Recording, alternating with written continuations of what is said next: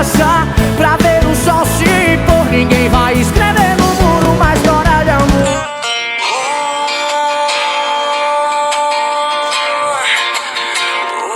Luan Santana é o nome de Luan Rafael Domingos Santana, que nasceu em Campo Grande em 13 de março de 1991. Cantor, compositor, apresentador brasileiro, iniciou sua carreira em 2009 com o lançamento do álbum independente Tô de Cara e chegou ao estrelato com a canção Meteoro.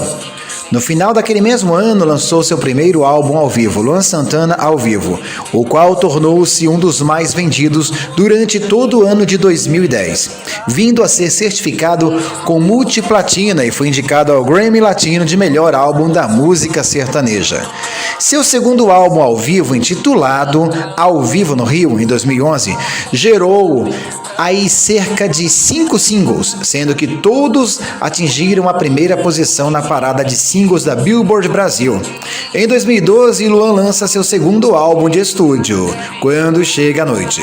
O álbum, que lhe rendeu uma segunda indicação ao Grammy Latino, atingiu a primeira posição no chart de álbuns da BPD e teve como maiores sucessos Você de Mim Não Sai, Nega e Incondicional.